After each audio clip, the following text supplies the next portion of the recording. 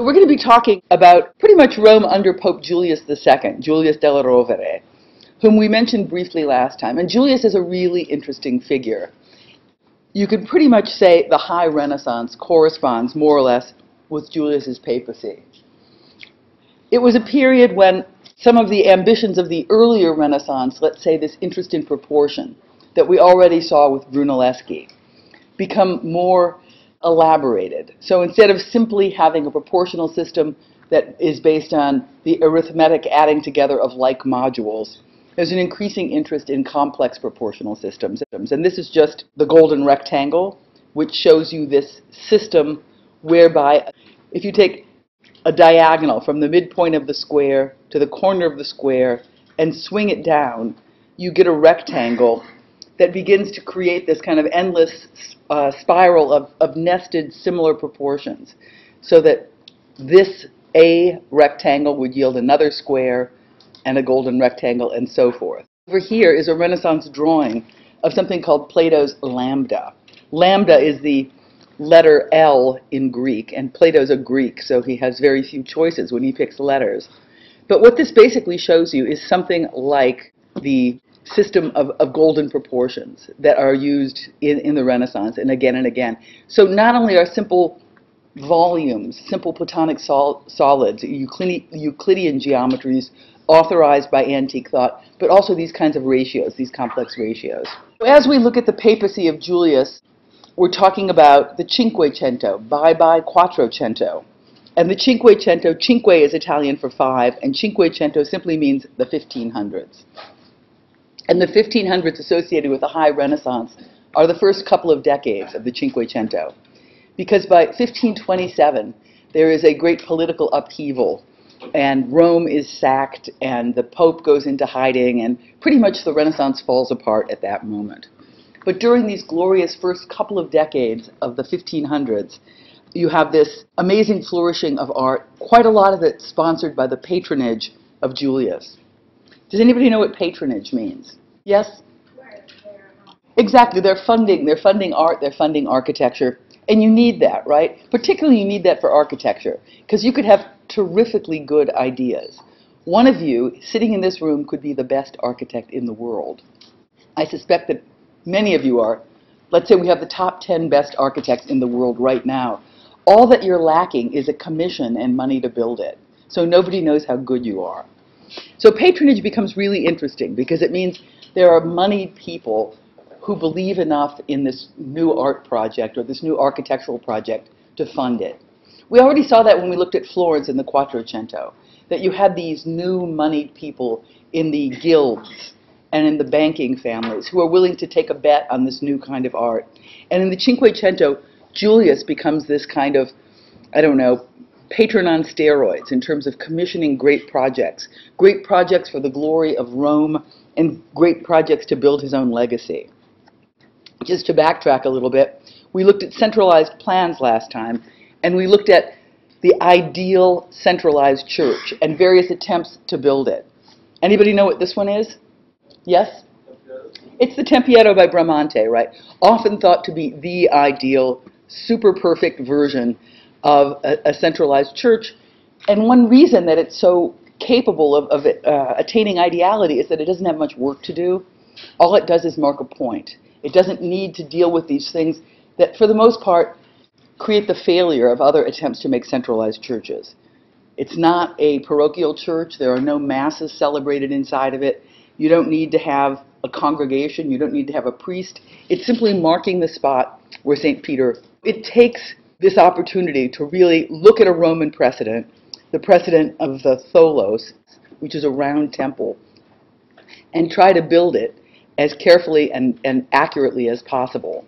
This section through the Tempietto, I think, is really interesting because it begins to show you what happens as you keep getting narrower and narrower from the perimeter of the freestanding columns to this carved wall. And you go from a kind of normative A rhythm to a really syncopated rhythm on the inside in order to make the squeezing happen. We looked last time at this elevation where regulating lines, these diagonals, had been drawn on the volumes of the Pietro. What are those parallel regulating lines through rectangles represent? This is a geometry quiz. Yes. What do you mean by proportions?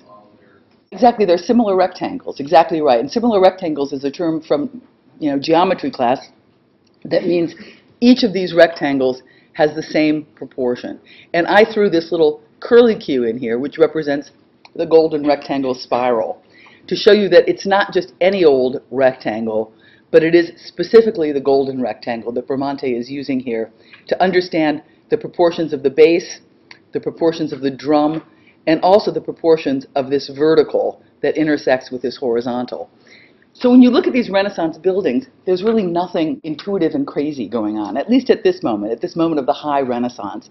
There is still this ambition to allow reason and logic and proportion and the lessons of the ancients to call the shots and to simply refine the application of these techniques. I mentioned last time that St. Peter was crucified upside down. And this is a painting by Caravaggio, he's an amazing Baroque painter. And he's showing the crucifixion of St. Peter as they're about to put the cross upside down. Worth looking at carefully, but we're not going to do that, sadly. Maybe we will when we do Baroque. I want to show you one Cinquecento centralized church just as a point of comparison for the Quattrocento centralized churches we looked at.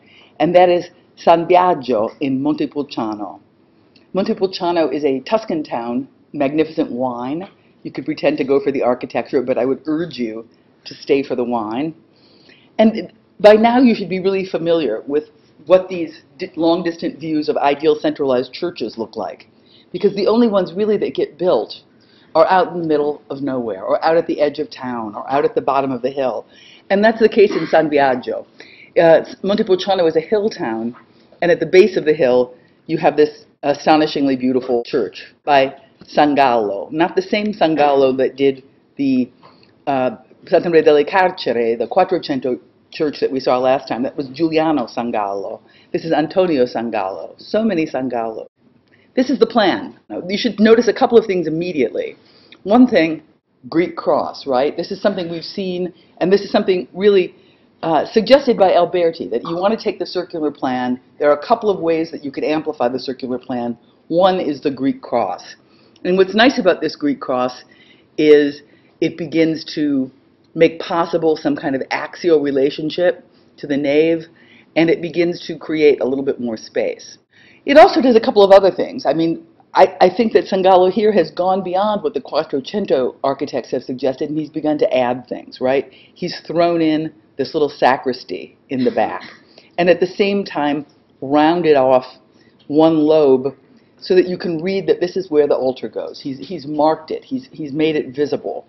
He's also done this thing that I think is incredibly sly, and that is he's added 2 towers. Not both of them got built, but he's added 2 towers to the front. And they don't touch the church. They don't break the cruciformness of the church, which you perceive in an unadulterated state on the interior. They're simply next to it so that they form a plane. When you look at the exterior of San Biagio, it's like a westwork. It's like a big facade. But at the same time, it is this super perfect, ideal, centralized church. So this is a view coming down the hill and looking at what this thing looks like. It's very gutsy volumetrically. You read this cube with this cylinder, with this half sphere, and a couple of temples clipped on the 4 axes. And this is how the tower begins to work with the facade to create this sense of plane, but at the same time to break the plane. And notice the plasticity of the wall. And also, I think this is something you'll notice often with the San Gallos. There's also a more canonic use of the architectural language. When we were looking at some earlier churches, like Santa Maria della Consolazione in Todi, we saw that the column capitals could become little cow heads, winged cows, or almost anything. And here, there's more of an attempt to get some kind of Doric going on, with some kind of typical Doric frieze. The lessons of antiquity are being played straight, rather than being played in an inventive way. But I think what is so strong about this church is the attitude toward the wall.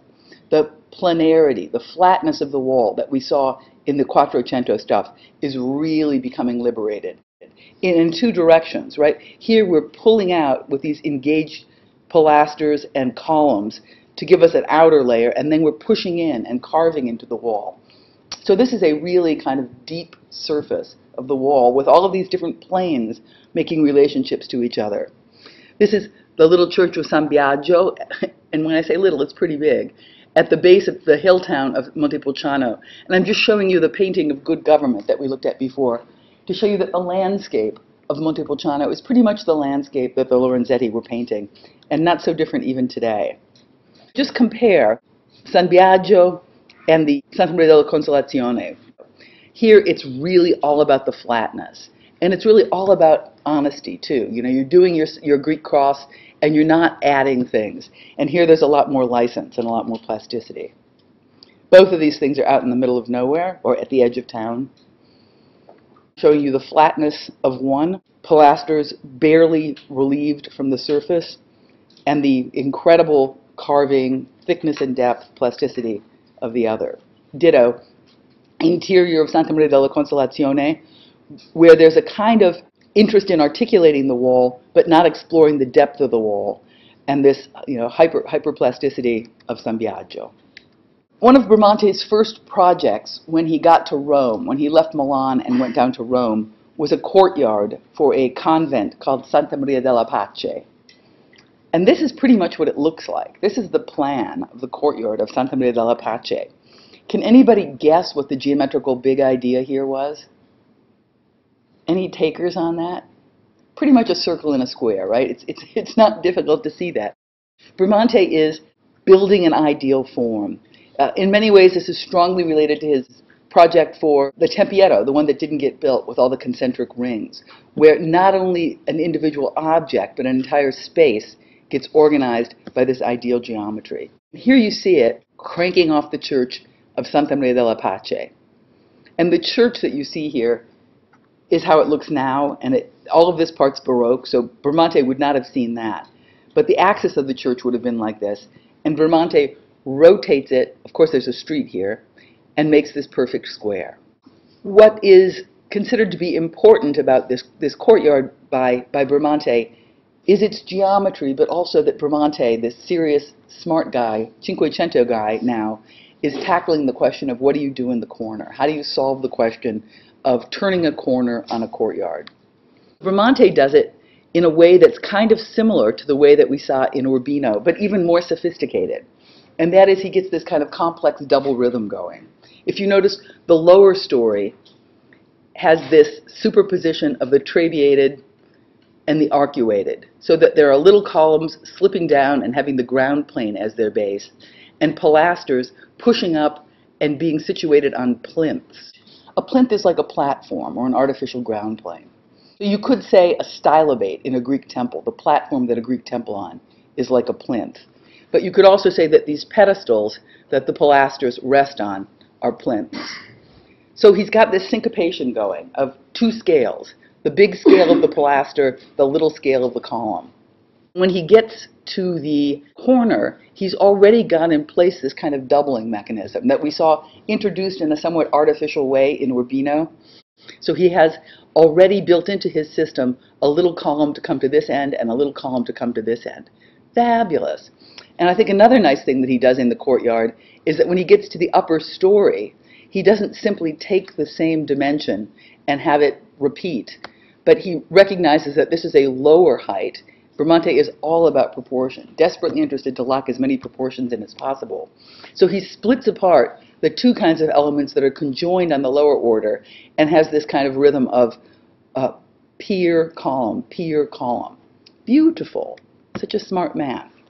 By the way, this is where it's located. I put a little circle here. I don't know if you can read my red writing. I thought that would be extra clear, but I guess there's so much junk on this map that you can't really tell what it is. But it's a great map. This is the Noli map of Rome, engraved by a guy called Giambattista Noli in 1478. And what's so nice about this is that it really gives you a sense of what the urban space is doing. We see the river down here, and we see lots of black stuff and lots of white stuff. Any idea what the black stuff is and what the white stuff is? Yes. Good. The black stuff is like homes. It's private space. It could be even like an ice cream store. but it's not something that has a great public value. And the white stuff is public space. And the way public space is understood here, I think, is interesting. That public space is the piazza, the square, and this is Piazza Navona, one of the great squares in Italy, or even the world for that matter. Here you see the Pantheon.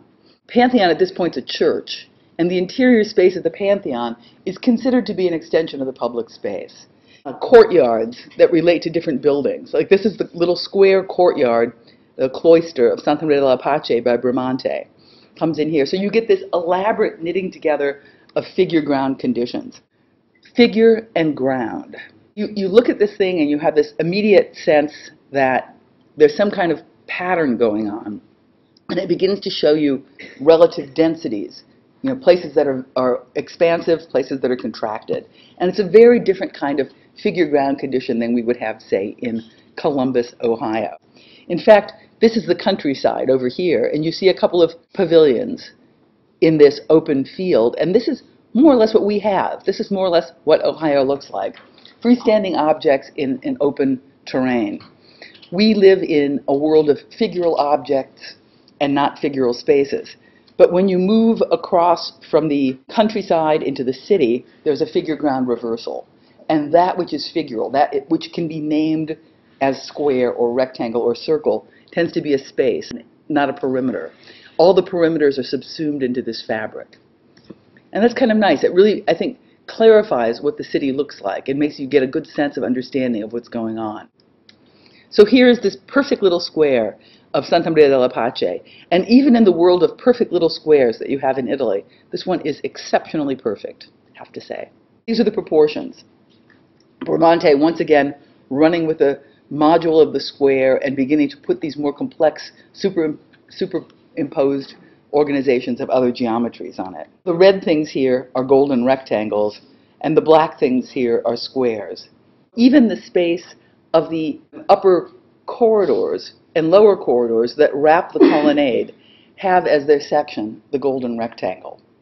Thoroughgoing. And I think if I had been slightly, more ambitious in throwing these things in here, we would begin to find that lots of secondary things, lots of things that seem fairly minor are also organized by the same network of proportions. It's not like he breaches it for a moment. He finds a way that the system can be expanded to organize everything.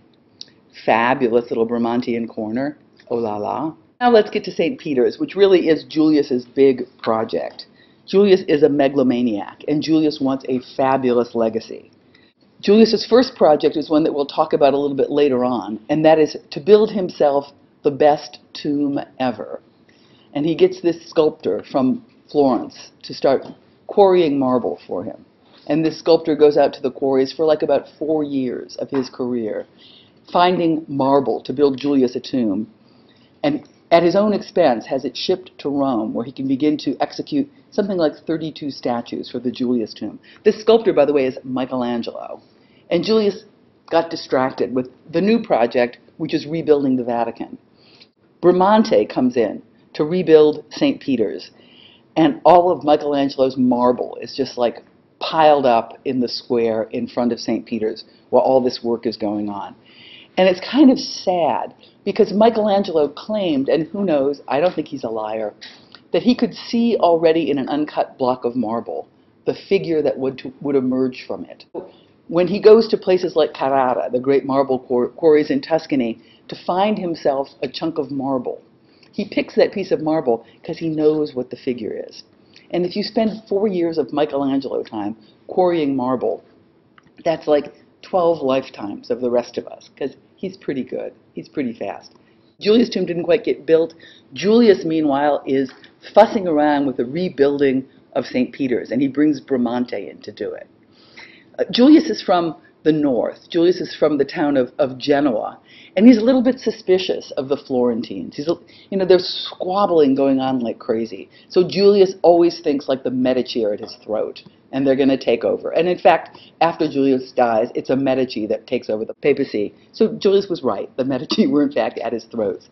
And Michelangelo had been under the patronage of the Medici, so there's a kind of suspicion there. Bramante's from the north. Julius feels much more comfortable working with this northerner. We looked at the ambitions of these two projects that Bramante did. One, the extension of a garden, a kind of walled garden, to connect the Belvedere Villa with the Vatican apartments, and two, the rebuilding of St. Peter's itself, which is an amazing project if you think about it. The most important church in Christendom, torn down and reconstructed. Of course, some of the things have to be conserved, right? Because there is a crossing. At the crossing, there's a crypt, and that's where the tomb of St. Peter's is. So you have to rebuild the new St. Peter's over the old St. Peter's. So certain dimensions are conserved in the new St. Peter's. This is a drawing by a Dutch artist called Martin van Heemskerk, showing you St. Peter's under construction. St. Peter's as designed by Bramante, under construction. And it's sort of spectacular, because you see these big barrel vaults coming up and these sort of nicely articulated walls with old St. Peter's still intact, hunkering down underneath these soaring new vaults. As we mentioned last time, that's about as far as it got, because Bramante really couldn't build the dome.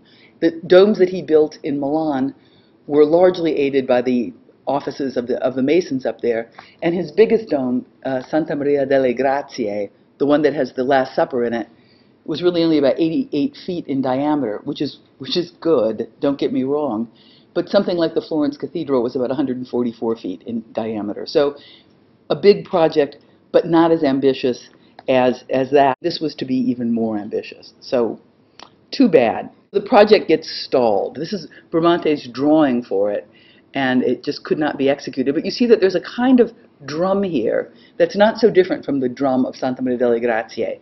And by drum, I mean vast cylinder on top of which a dome is positioned.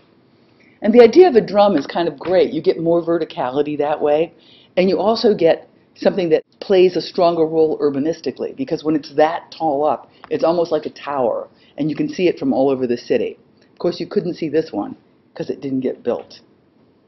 We admired the Bramante plan for its incredible laciness and delicacy, and this idea of the centralized plan becoming elaborated with multiple organizations, a square, a rotated square, a Greek cross, lots of little Greek crosses, so that you have simultaneously the possibility of experiencing this thing as a centralized organization or as a longitudinal organization. Tragedy, never got built. Everybody came in to do projects. This is a project by Sangallo where he tries to rectify the problems of St. Peter's. And you can see that Sangallo is adding structure like crazy. So much so that the central circle almost seems to be of the same visual weight as these perimeter circles here.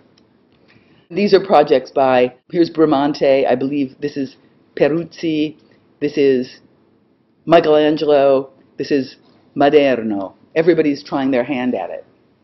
The Michelangelo one eventually got built, and we'll look at that one a little bit later. But notice the amount of structure that Michelangelo put in his plan compared to what Bramante had anticipated in his plan. It's like tripled. The Maderno plan represents something that was to happen in the later part of the Cinquecento, and that is mistrust of the centralized plan. You know, everything that we've been saying about the centralized plan as a perfect idea means that it's a perfect humanist idea. It plays well with classical philosophy. It plays well with Platonic theory. It plays well with the ideas of Pythagoras. But it doesn't play so well with Christian liturgy. And it doesn't also play so well with Christian liturgy to have people rationally engage the building that they're in. You know, Gothic architecture worked very well in a Christian sense because it was able to persuade people in an emotional and a kind of magical sense that something great was going on. When you start thinking too much about your architecture, or if you start thinking too much at all, you're on the road toward Protestantism. And so ultimately, a nave was added to St. Peter's. I mentioned that Julius was a crazy patron, and he's doing everything. He's working on the tomb, kind of. He's working on St. Peter's, kind of. He's redecorating the apartments, the papal apartments. And if you want to redecorate your apartments, well, get Raphael. That would be a good way to do it. And at this point, Raphael is not the greatest artist yet. Raphael is maybe the greatest copycat. Raphael's incredibly young. he dies quite early. He dies in his mid-30s. And so much of the work that he did that you admire and you think is fabulous, he did when he was younger than you. So live with that. Luckily, Michelangelo died as an old man, so you have time to catch up with him. But this is Raphael's most famous painting, and this is School of Athens. And this is one of the paintings that he did in the Vatican apartments. And a thing about this that's pretty interesting is the architecture. And your first take would be to say, well, this is the classicizing architecture that we always see. This is the architecture of antiquity. This is the architecture of barrel vaults and articulated walls and carved niches. But it's more than that. It's also the architecture of the St. Peter's that's under construction. He's sort of building as much of St. Peter's as Bramante managed to build, and he's putting this cast of classical characters into that space. And you might say, well, who are these fabulous classical characters that are in that space? And it's called School of Athens. So that suggests, well, maybe these are the great Greek philosophers. These are the heroes of antiquity. These are the people that thought the thoughts and conceived the ideas that the entire Renaissance is aimed at recovering. And in fact, in the center, you have Aristotle and Socrates walking around and having a fabulous discussion. Over here you have Archimedes figuring out how to do geometry. And here you have Heraclitus, who was just grumpy. He was a skeptic.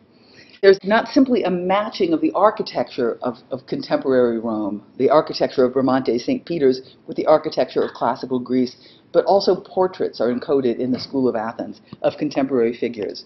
So you look at Socrates over here, and the Socrates over here is pretty much Leonardo da Vinci. It's a portrait of Leonardo da Vinci, whom Raphael would have known quite well. If you look down here, the grumpy, skeptical guy, Heraclitus, is a portrait of Michelangelo. And Raphael includes himself. This is Raphael, self-portrait. There is a real boldness, you might say, in the conception of saying, this is the School of Athens. These are the great thinkers of antiquity, and we are them. We are them again. I'm just showing you a couple of the other paintings of the Vatican stanze. And the reason I'm showing you this is to show you how clever Raphael is and what a quick learner he is. This is a kind of early one. And you might say, compositionally, it's not so different from the School of Athens. We have this technique of lining everybody's head up and making a plane, lining everybody's head up and making a plane, locking a center line. School of Athens is composed as a Renaissance painting should be composed. And the disputa, the disputation of the sacrament, big argument about what is this sacrament? Is it the blood of Christ? Is it the body of Christ? Is happening here, and we have everybody on earth having their heads line up, everybody in heaven having their heads line up, and a big axis down the middle. So both of these paintings are essentially the same in terms of composition. The subject matter has been switched out from the great thinkers of philosophy in antiquity to the great fathers of the church and this pantheon of heavenly figures. But then you get to something like this, and this is later, this is 1514, Raphael, Fire in the Borgo. He's switching things up a little bit in a number of ways. One, it's not so static anymore. Crazy stuff is happening. You have somebody carrying someone. You have these incredibly muscular nudes in these torsioned, twisted positions that seem unthinkable based on the kinds of figures that we saw in the earlier Raphael. And one answer for that is that right next door, literally right next door, if Raphael were in this room and he opened up that door right over there, he would find Michelangelo painting the Sistine Chapel. And so Raphael is sneaking in and looking at Michelangelo and stealing. And by stealing, I mean realizing that there is this way to conceive of the human figure that's much more than these very decorous, very static, very hieratically posed figures that Raphael had been using up until that point. For example, this is a famous Raphael painting, the Madonna del Prato. If any of you are Catholic, I bet your grandma has a picture of this in her house. Is that true? Who's got a grandma with this picture in her house? I'm going to say his hand is up, even though really it wasn't. It's a great painting. And it also has all these like really classical Renaissance compositional strategies, like big line down the center, divide it in half, get yourself a triangle, and you're ready to go. Fire in the Borgo still has some of that stuff, but it's more about disequilibrium than equilibrium. And it's more about the disunity of action than the unity of action. A new sensibility is being expressed here, and a new technique in representing the human figure. Let's look at some architecture by Mr. Raphael. The Medici wants to have a country villa, and he wants to have something out in the hills. Out in the hills just means, 3 miles away on a hill called Monte Mario. And so he gets Raphael to build him something, this fabulous villa. Not completely finished. This lower image shows you how much of it actually got built. And Raphael stops work, and then ultimately Raphael dies, and the building is only half finished. The original conception probably would have been more like this, which is to say, this large circular courtyard with garden going off in one direction and an entry courtyard going off in another direction. The thing you see here is not the entry, it's a porch. And the reason we know that it's just a kind of, let's say, balcony, is that there's a big sectional change here. So we're way up high here and we're way down low here. But it's a kind of great looking thing in the way that all of these classical typologies are slammed together and reconfigured. You've got a theater, you've got a rotunda, you've got a belvedere, skewered across the axes, and this kind of argument between a cultural condition, the paved entry court, and a natural condition, the garden. So it's an ambitious project, and it picks up on a lot of the themes that are going on in the belvedere. It also has an interesting decorative program. This is what the loggia, these big arches right over here, are painted by Raphael. And you might say, well, where did he ever get those ideas about how to paint a loggia? And the answer is that he and another great architect, artist, were doing what they always did, walking around the Forum, sketching, taking notes, having a conversation about Roman antiquity and the lessons they could learn. The other architect was Giulio Romano, who also worked on the Vatican stanze, the Vatican paintings, with Raphael. So they're walking along, and suddenly they fall through the ground. The ground of the Forum opens up, and they fall into Nero's Golden House, a Roman interior that had been covered up for hundreds of years. And suddenly they see wall paintings, Roman wall paintings, something that nobody in the Renaissance had seen up until that point. Because sculpture lasts a long time, architecture lasts a long time, but painting really doesn't. If it's exposed to the weather, it flakes off. Here, Raphael is really trying to imitate not only the space of a Roman vault, but also the kind of wall painting. The unfinished that would have been is actually seen in a Roman house, or that at least would have been seen in Nero's if it had been finished, because it begins to suggest some kind of tension, some kind of axis that doesn't complete itself, some kind of engagement with distant objects, or pulling apart a villa that is not unified like this one around the circle, but just splitting apart at the seams. And I think this kind of tension became an interesting thing for the architects in the later part of the Cinquecento, as we shall see anon.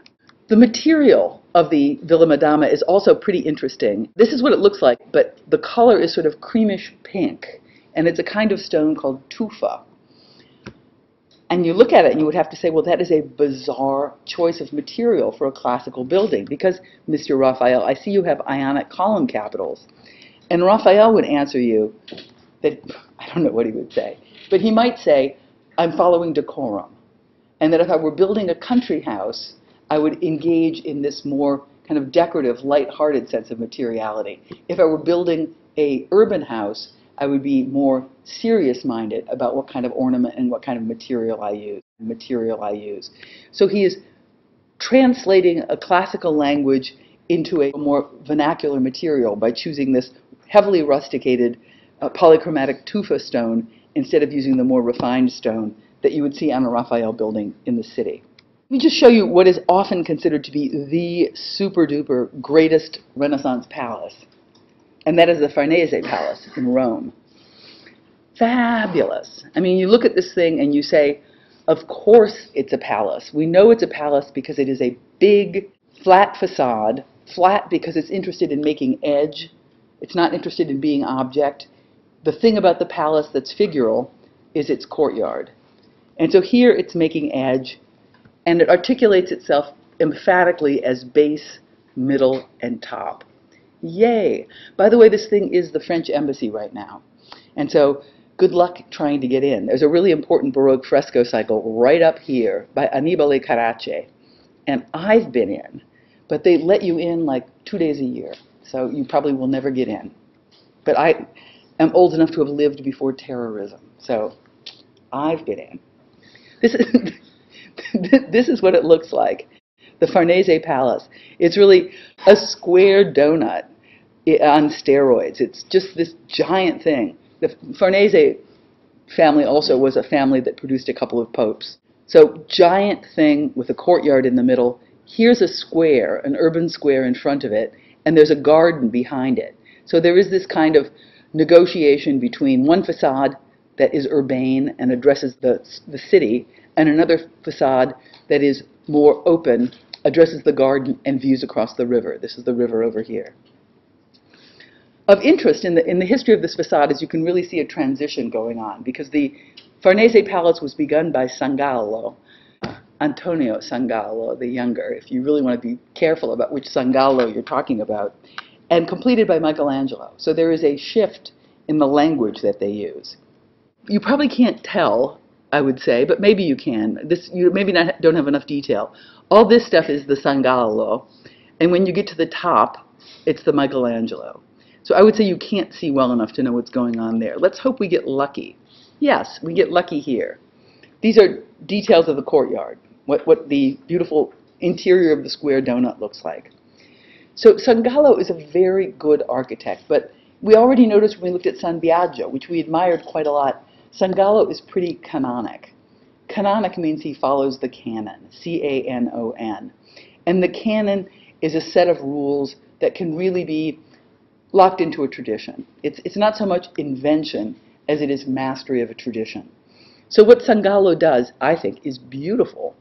He gives you this double structure of the trabeated structure of the levels and the arcuated structure of the walls. And into that, he has this very decorous positioning of little pediments and little windows that have their own little enfrainment. It's really very nice. But when you look at what Michelangelo is doing, there's a kind of disruption going on. For example, on the Sangallo windows, the relationship of the pediment to the little columnar surround of the window is coherent. The pediment rests on an entablature which rests on these little columns, so you get little miniature temples that express their tectonic forces with clarity and honesty. Tectonic means constructional, so the constructional logic of these buildings is being revealed to you. If you look at what Michelangelo is doing, it's like he's pulling the thing apart. The round-headed pediment seems to be held up on little brackets which float above the windows down here, and there's a kind of stretching. So if the Sangallo level is all about balance, it seems as if the Michelangelo level is all about some kind of tension, some kind of pulling apart, some kind of disequilibrium. Maybe you can see it better here, where the pediment floats away from the window, and the surrounds of the columns that you would expect in the Sangallo to rest very carefully on a string course that's placed there, slip down. So there's a shifty complexity going on in how all of these elements come together. This is the back facade of the Farnese Palace, and in the back facade there is an opening up of a loggia. There's a shift between how the building presents itself to the city, which is decorous and facade-like and normal, and how it presents itself to the garden, which is much more playful and much more animated. Let me show you one more palace. And right now we're at the edge of slipping between, let's say, high Renaissance and mannerism. Mannerism means a stressed and exaggerated application of the rules of classicism, not toward expressing clarity, but toward expressing tension, and not toward expressing equilibrium, but toward expressing disequilibrium. And of all the mannerists that we will encounter, Michelangelo is the #1 champion mannerist. But Peruzzi is also one of these transitional figures who floats between mannerism and classicism. This is one of his buildings in Rome. It's the Palazzo Massimo. For your convenience, here on the Noli map of Rome, we see the Palazzo Massimo tucked down in here below the Piazza Navona. And it's on a funny piece of the street. The street is curving, and you have Little Street cutting in here. And so the response of the Palazzo Massimo is to bend with the curve And so how do you make an entry if you're bending with a curve? How can you set that up? And Peruzzi wants to line up with a little street down here, so he carves in a little hot dog of a portico. The hot dog portico is called portico in antis, A-N-T-I-S, which just means subtractive portico, portico carved into the bulk of the building. It's also a funny building because it's a double palace. These are for two brothers, Pietro and Angelo Massimo. And so you see two courtyards organizing these two houses. But then this incredible kind of push and pull, renegotiation for space, renegotiation for ideality. Because if we go back here to this, you'll notice that they have a square at the back of their building that they relate to, and then they have the street here. So the ambition is to somehow lock into this street and to somehow create something like a facade when you get to the back. Here, notice how this one brother, I think this is Pietro, let's say, his facade has this little dog leg on it because he wants to lock the street. And so his brother's palace has this incredibly irregular sprawl of little triangular rooms. However, the space of the courtyard is so clear and so kind of figural that it holds together the irregular perimeter. Here's Angelo's palazzo. You walk in here and you see this nice hemicycle, this nice curved space that seems to lock everything together. There's a little passageway here so that Angelo and Pietro can share the stables and all of the support buildings in the back. Look at all the recentering that goes on. We're coming down the street. We lock the center of the hot dog portico. And we're coming along here, and suddenly we're not in the center anymore. We're on the perimeter. We shift over. We're on the center. We're on another little hot dog of space. And then we shift over, and we're on the perimeter. This is what the front facade of the Palazzo Massimo looks like. Really planar, all about the edge, all about bas-relief, except for the portico, which is really plastic, but plastic through subtraction. Freestanding columns, columns in the round, but only understood as subtractions from the volume of the building, not added things.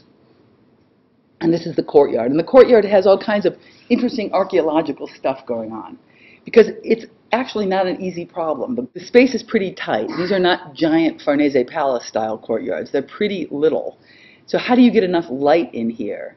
And Peruzzi is taking a tip from Hadrian's villa, where Hadrian has something called the cryptoporticus, this underground portico with these windows carved into the barrel vault. This is really just a good example of how the building negotiates all of these differences and that ends up creating a more or less resolved condition here at the far side, where it reaches this other little palace condition over here. I'm going to show you one more Peruzzi building before we stop, and this is the Farnesina.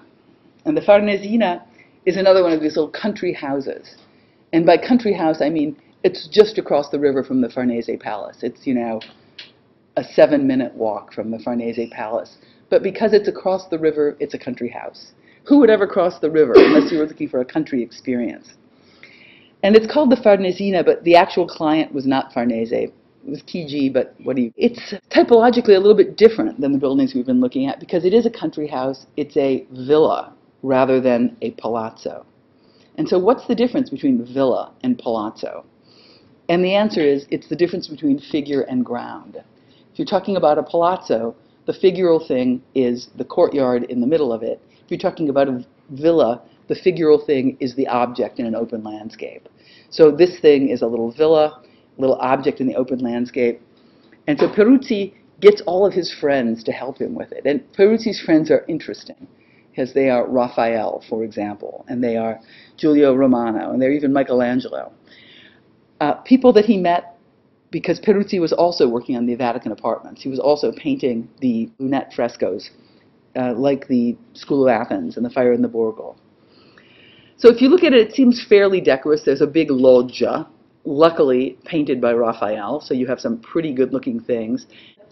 As is the case in many palazzi, the ground floor space is not the premium space.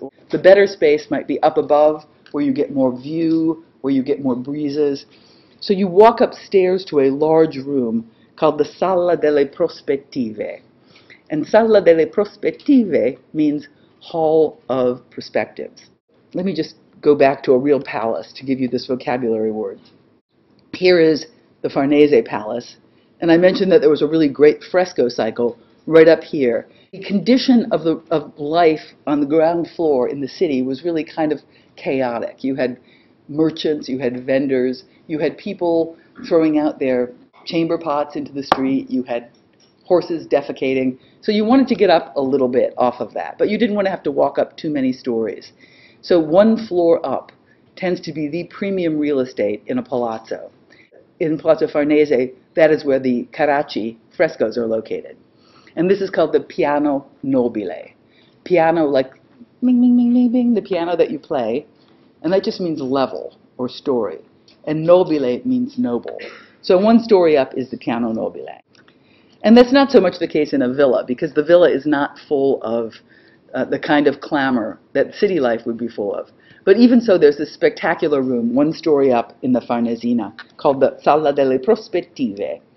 This is not it. These are some of the rooms that were painted by Raphael that we have down here, with this elaborate astrological chart. But when you go upstairs to this room, there are these fake perspectives that have been painted by Peruzzi very accurately to extend the space of the room. So you're standing in the room and you think you're looking out the window. But in fact, you're not looking out the window. It's a painting of a window. And if you get off axis, you suddenly find the whole trompe-l'oeil perspective fall apart on you. So these are similar devices to the devices that were being used by Bramante, another painter who also applied himself to architecture. And the Sala delle Prospettive is the most thoroughgoing exploration of those kinds of techniques, where you have this whole, kind of every surface conspiring to create the illusion, which lasts just for a split second before it falls apart. And this notion that there is an instability about the way the visual world constellates itself is already planting the seed of mannerism, which we shall explore next time.